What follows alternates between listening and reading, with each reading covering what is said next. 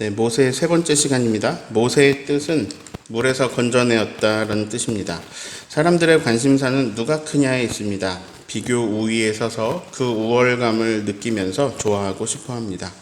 파라오는 당대 최강대국 애굽의 왕입니다. 제일 강한 나라에서 제일 강한 사람입니다. 그런 그가 두려움을 느끼고 있습니다. 히브리 사람들이 많아지고 있기 때문입니다. 그래서 그는 신하들에게 히브리 사람들에 대해서 지혜롭게 하자 이렇게 말합니다. 하나님을 경외하는 것이 지혜의 근본입니다. 파라오는 자기보다 약한 히브리 사람들은 두려워하면서 자기와는 비교할 수 없이 강하고 전능하신 하나님을 두려워하지는 않습니다. 그는 지혜의 근본이 잘못된 자입니다. 그래서 출애굽기 1장에 나타난 파라오의 지혜는 세 단계로 나타났습니다. 강제 노역하고요. 그리고 산파에게 아들을 살인을 지시하고, 그런데 십브라와 부하는 지혜로운 여인들입니다. 하나님을 두려워하여 아이들을 살려주죠. 그러자 파라오는 히브리 사람 모두에게 명령합니다. 아들이 태어나거든 나일강에 던져라. 자, 이 명령으로 1장이 마무리되면서 출애굽기 2장이 시작되는데요. 한 히브리 가정의 이야기로 시작이 됩니다. 레위 가문 남자와 레위 가문 여자가 만나서 결혼을 합니다. 그리고 아이를 낳았는데요. 첫째 아이는 아니고 이 아이가 셋째입니다.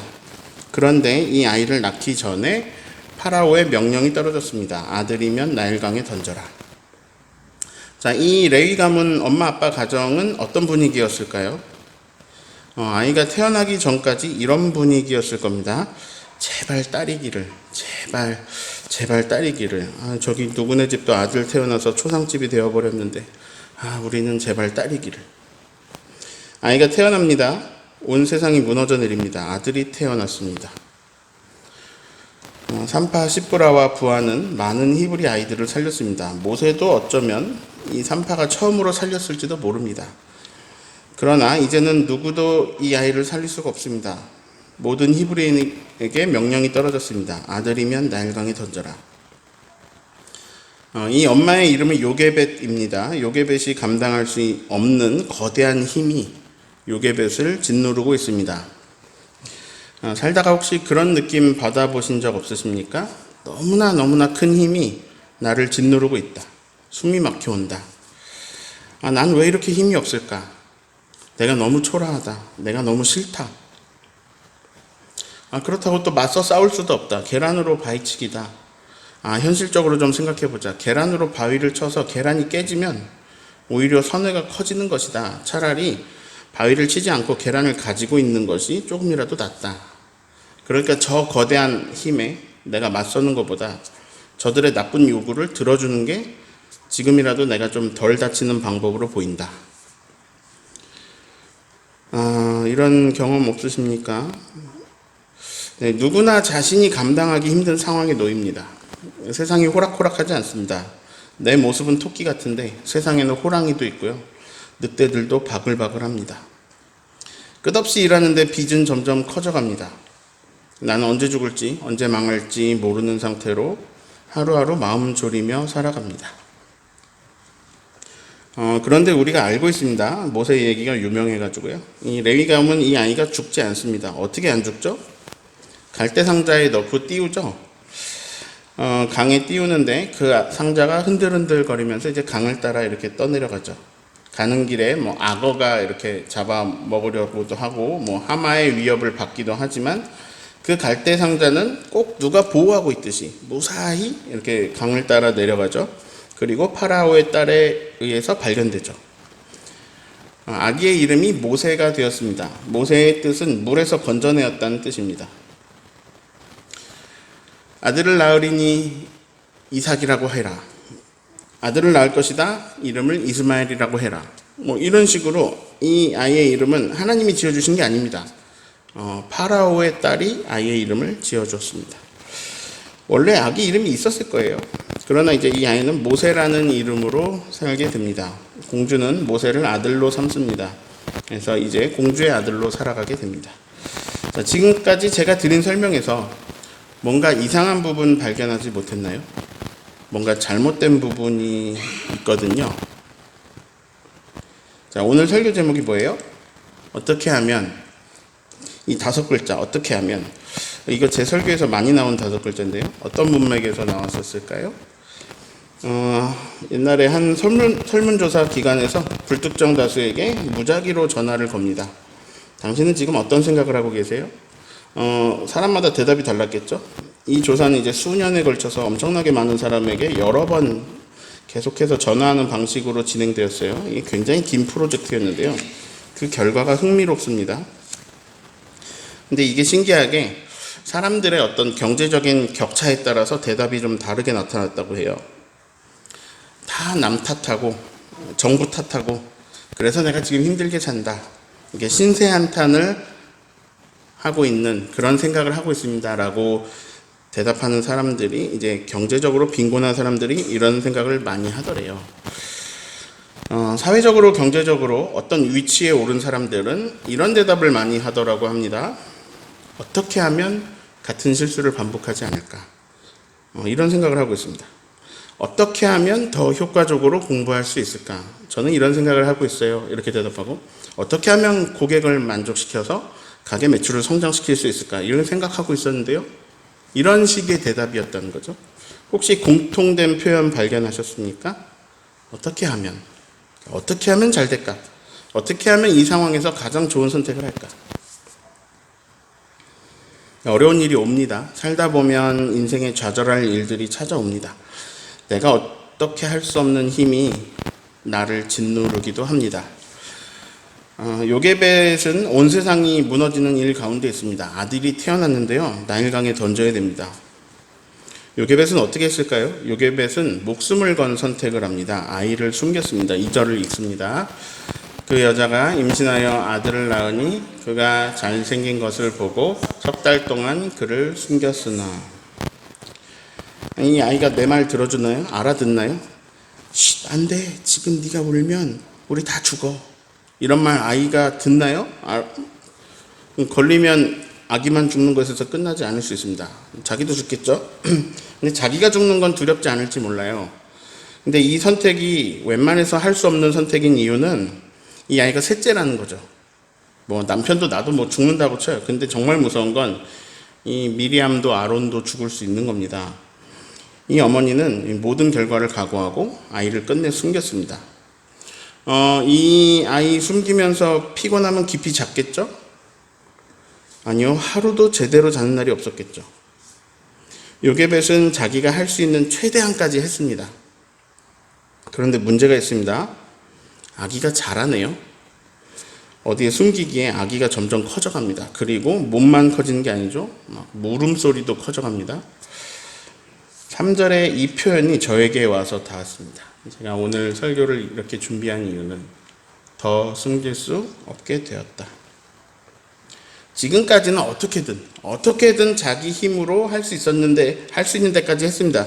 그러나 이제는 요게벳의 능력으로 감당할 수 없는 시점이 왔습니다. 3달이 한계였습니다. 더 이상 숨길 수가 없습니다.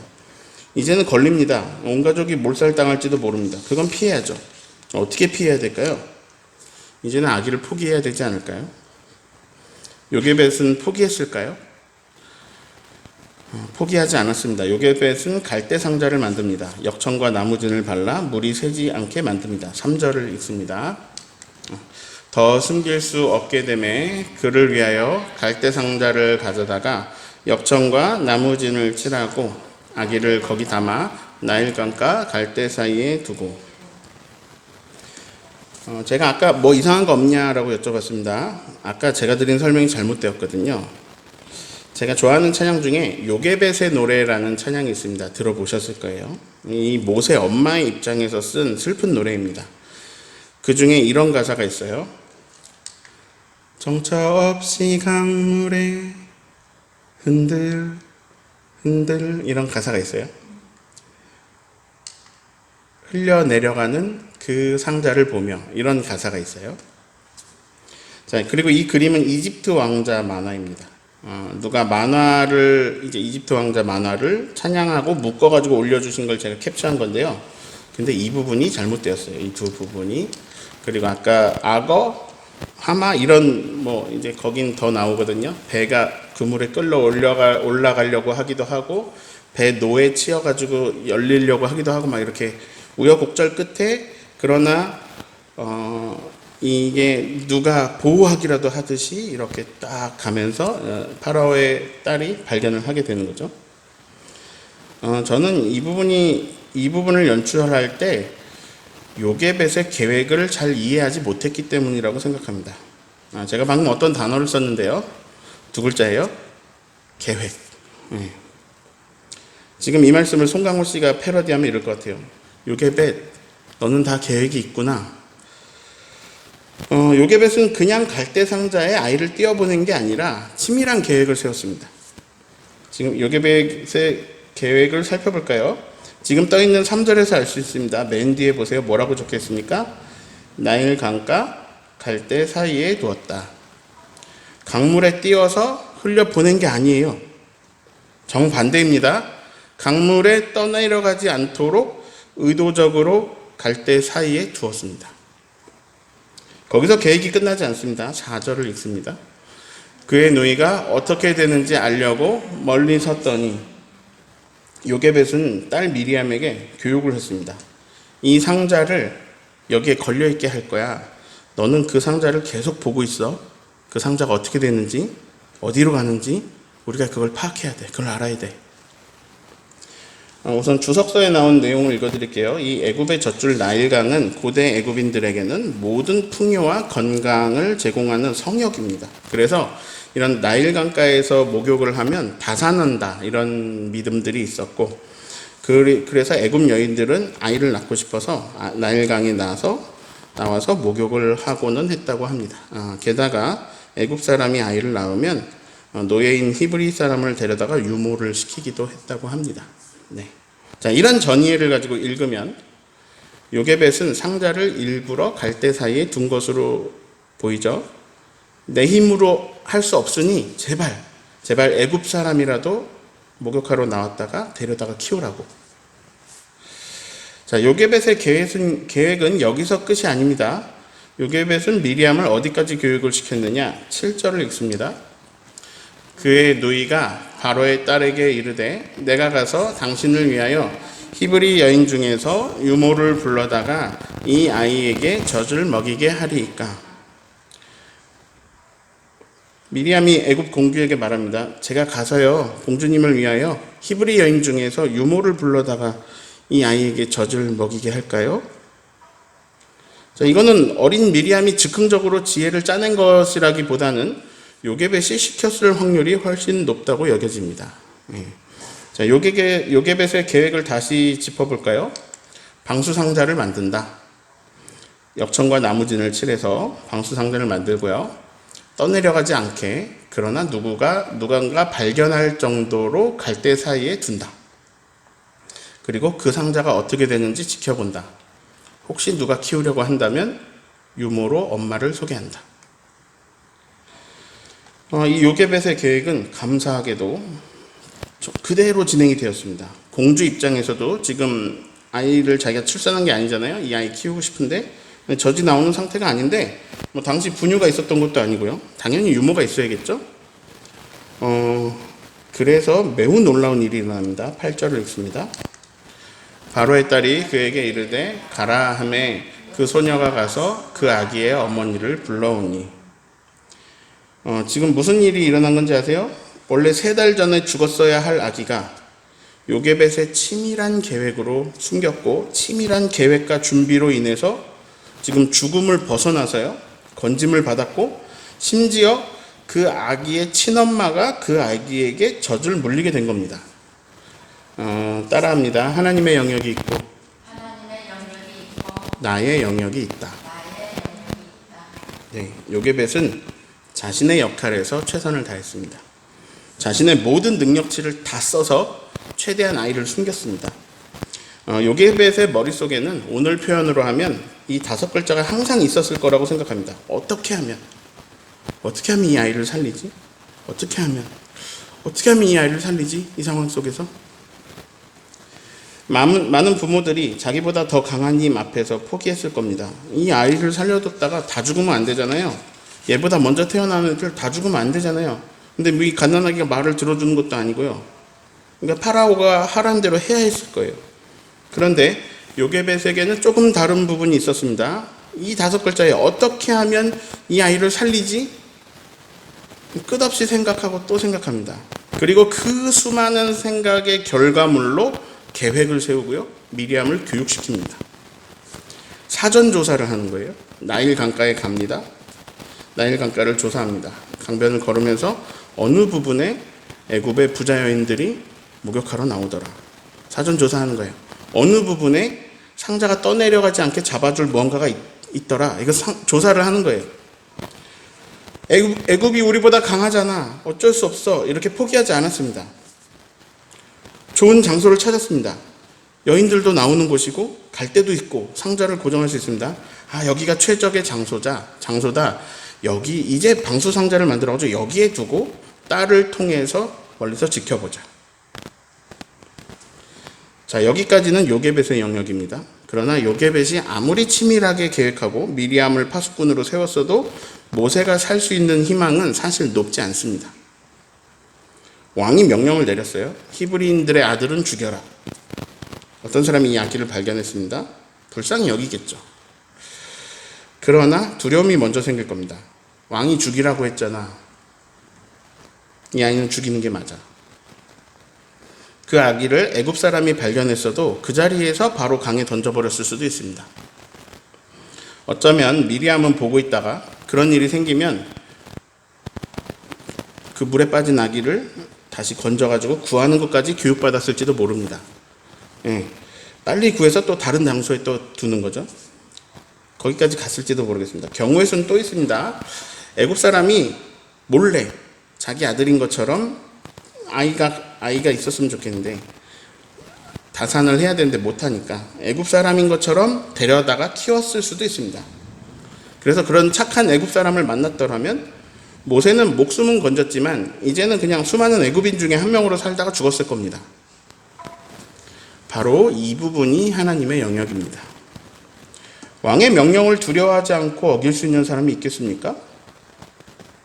근데 있는 거예요. 하필 그 애굽의 공주가 모세를 발견합니다. 그리고 불쌍히 여깁니다. 6절을 읽겠습니다. 열고 그 아기를 보니 아기가 우는지가 그가 불쌍히 여겨 이르되 이는 히브리 사람의 아기로다. 공주가 알고 있어요? 몰라요? 알아요. 히브리 사람의 아기로다. 이거 아버지 명령에 의해서 일어난 일이구나. 이거 어떻게든 얘 좀 살려보려고 그런 마음으로 버려진 히브리 아기라는 걸 알고 있습니다. 이는 히브리 사람의 아기로다. 하나님은 모세를 통해서 이스라엘을 구원하시려고 애굽의 공주하고 만나게 하셨습니다. 그리고 공주의 마음에 긍휼을 주셨습니다. 그가 그를 불쌍히 여겨 이르되. 만약에 다른 사람이 아기를 데려갔다면 그러면 그 사람은 보통 간땡이가 부은 사람이 아닌 거예요. 분명 히브리 사람의 아기인 걸 알거든요. 왕의 명령이 두려워서 아기 데려가겠습니까? 착해서 아기를 강에 던지는 것 여기까지는 안 하더라도 다시 상자에 넣어두고 데려가진 않을 겁니다. 파라오가요 난폭합니다. 막 되게 선한 왕이 아니에요. 무슨 변을 당할지 모르는데요.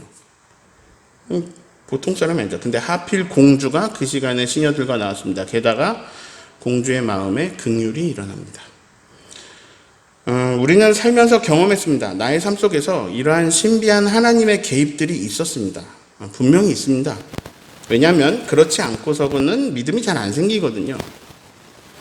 하나님이 나의 삶 속에서 일하신 것을 인정하지 않는다면 지금 이 자리에 있는 것은 힘듭니다. 앉아있기 힘들어요.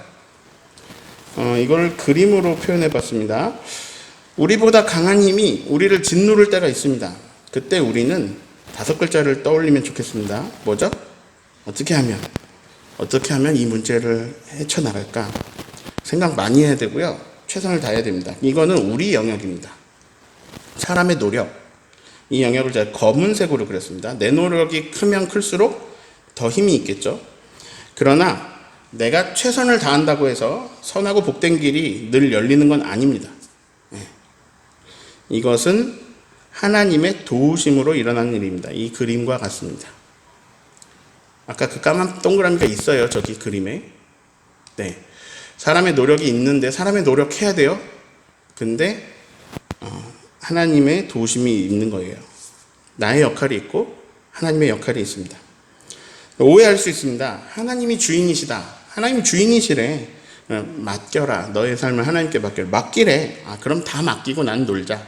난 아무것도 하지 말자. 그게 아닙니다. 하나님께 맡기고 난 신경을 전혀 안 쓰는 게 아니라 나는 내 영역에서 최선을 다해야 됩니다. 성경을 보면 재밌는 것들이 하나님이 혼자 다 하실 수 있는 일이거든요. 사실 혼자 다 하실 수 있는 일인데 자꾸 우리랑 나누어서 하시고자 하십니다. 하나님이 99를 감당하시더라도 우리에게 1을 맡기셔요. 우리는 최선을 다해서 그 1에 충성해야 됩니다. 그리고요, 그 1이 우리한테 버거워요, 막. 그런데 하나님이 99를 다 하시고 우리가 1을 막 잘하다 못하다 막 겨우 해냈음에도 불구하고 하나님은 우리에게 감당하지 못할 칭호를 주십니다. 우리는 하나님의 동역자들이다. 이렇게 말씀하세요. 동역자란 칭호예요. 자, 동역자라는 말은 50대 50으로 했거나 60대 40 정도로 했을 때 쓰는 말인데 하나님이 99 하시고 우리가 1을 했음에도 하나님은 우리에게 동역자라고 불러주십니다. 오늘은 두 가지만 더 살펴볼까 합니다. 8절하고 9절을 같이 읽겠습니다. 바로의 딸이 그에게 이르되 가라 하매 그 소녀가 가서 그 아기의 어머니를 불러오니 바로의 딸이 그에게 이르되 이 아기를 데려다가 나를 위하여 젖을 먹이라. 그 삭슬 주리라. 여인이 아기를 데려다가 젖을 먹이더니. 자, 여기서 지금 9절에서 그에게는 어머니를 데려온 그 어머니 얘기입니다. 요게벳에게 이르되 이런 얘기입니다. 공주가 이렇게 말합니다. 나를 위하여 젖을 먹이라. 내가 돈을 주겠다. 요게벳 입장에서 보면 이런 거예요. 자기가 자기 아들한테 젖을 먹이는데요, 돈까지 받게 되었습니다. 게다가 더 놀라운 일이 있습니다. 두 번 나오는 표현이에요. 여기 8절에도 나오고요. 여기 두 번째 줄, 네 번째 줄에 나오죠. 데려다가 두 번 나오는데요. 이게 무슨 말일까요? 너는 군 걸로 알아. 내가 돈을 주겠다. 너는 지금 분명히 노역을 하고 있을 건데 무슨 일을 하고 있던 그 노역한 일을 멈추고 감독관한테 말하고 이제는 나의 명령에 따라서 몇 시가 되면 궁궐에 와서 젖을 먹여라. 이렇게 말한 게 아니에요.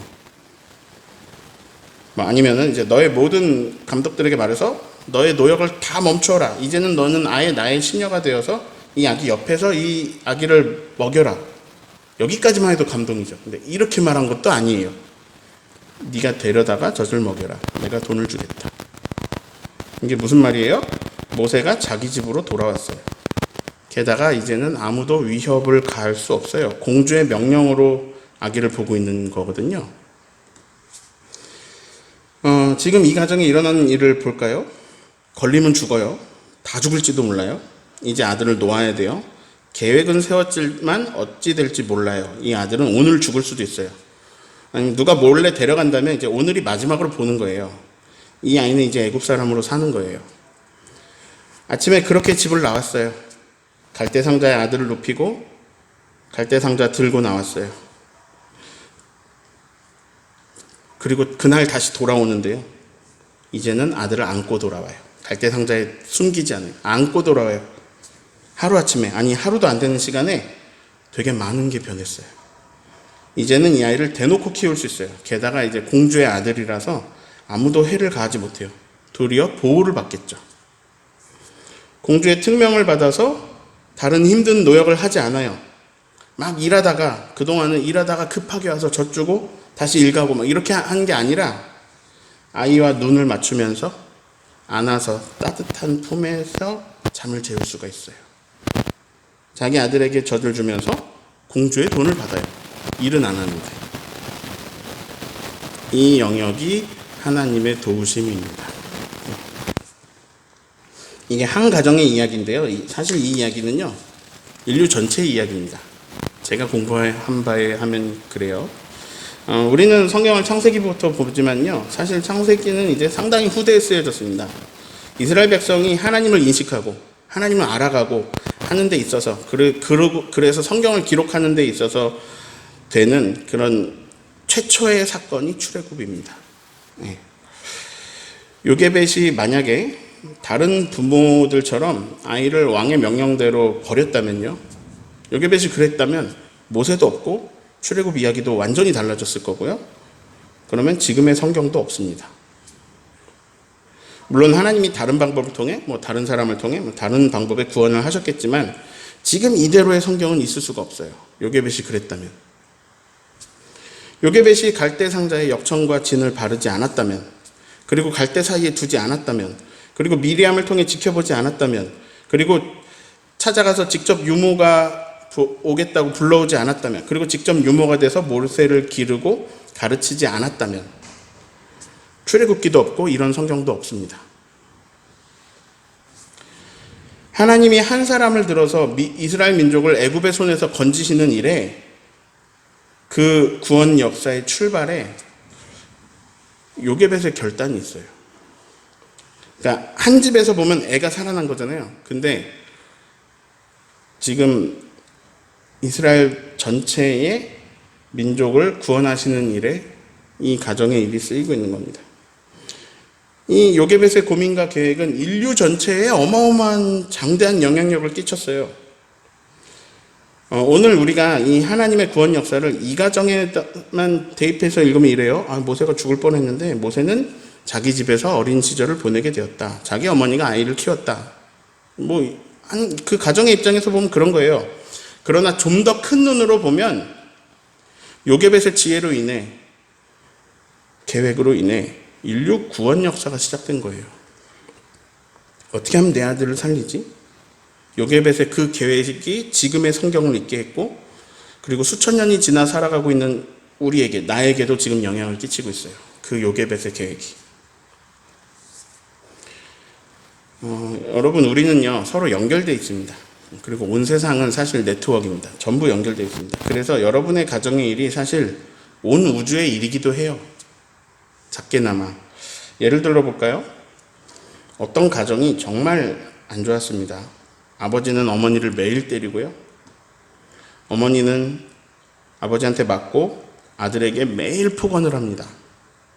전쟁터 같은 집에서 자란 그 아이는 학교에서마저 왕따를 당해요. 비웃음 속에 살아갑니다. 어딜 가도 환영받지 못하고 계속 그렇게 많은 사람의 비웃음 속에 살아갑니다. 이 아이가 성장해서 안타깝게도 연쇄살인범이 되었습니다. 실화입니다. 여러 사람이 죽고 온 나라가 공포에 떱니다. 그리고 모방범죄도 일어납니다. 자, 이게 한 가정의 일인가요? 우리는 서로 연결되어 있고요, 영향력을 주고받고 있습니다.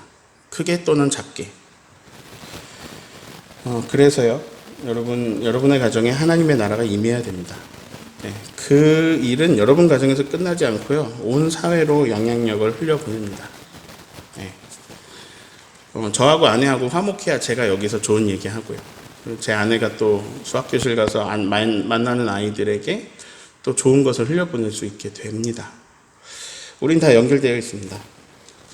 정리합니다. 모든 것이 끝났다라고 생각하는 상황에서, 그런 생각되는 상황에서 하나님의 구원의 역사가 시작됩니다.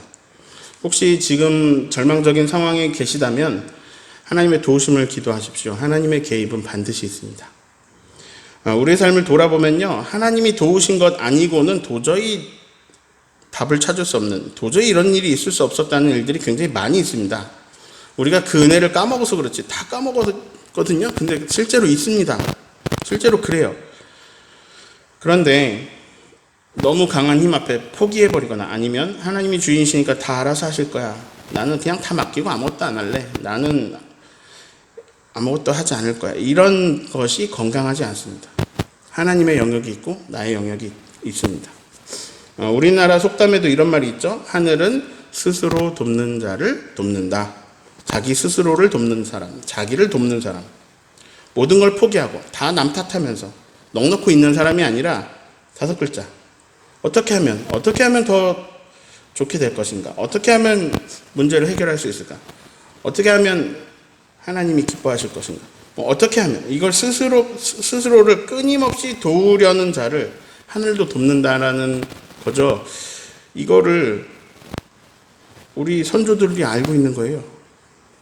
자기도 자기를 안 도와주면서 하늘의 도움만 받으려고 하면 안 된다는 속담입니다. 근데 우리가 나를 너무 안 도와주면서 살아요. 요게벳이 갈대 상자 만들어서 띄었더니 강물이 알아서 상자를 막 이끌어서, 그래서 여러 위험에서 피하여 애굽 공주에게로 인도한 게 아닙니다. 네, 요게벳의 철저한 사전 조사와 계획, 그리고 미리암에게 행한 교육들, 그런 것에 의해서 모세는 지금 자기 엄마 젖을 먹으면서 자기 집에서 자랍니다. 그 요게벳은 애굽 군인들의 보호를 받으면서 애굽 공주의 돈을 받으면서 자기 아들을 키웁니다. 물론 남들이 보기엔 공주의 아들을 대신 키워주는 모양이겠지만 요게벳은 지금 자기 아들을 키우고 있으며, 그로 인해 중요한 게 있는데요. 여기가 중요해요. 그로 인해 모세에게는 히브리 사람을 생각하는 마음이 생깁니다. 요게벳이 의도했는지는 모르지만 모든 게 다 연결되어 있습니다. 결과적으로 요게벳은 지금 뭘 하고 있냐면, 지금 자기 아들을 키우고 있지만 온 이스라엘을 애굽에서 이끌어낼 지도자 모세를 키우고 있습니다. 자, 어떻게 하면 이 5글자를 붙잡고요, 자신의 영역에서 힘쓰십시오. 그리고 하나님의 영역에서 일어날 하나님의 손을 구하십시오. 그리고 기대하십시오. 아들들이 막 죽고 있는 그런 애굽의 굉장히 열악한 상황 속에서도 요게벳이 그날 당일에 자기 아들을 안고 들어와서 자기 품에서 모세를 키웁니다. 노역도 안 나가게 되었고요. 돈은 더 받고요.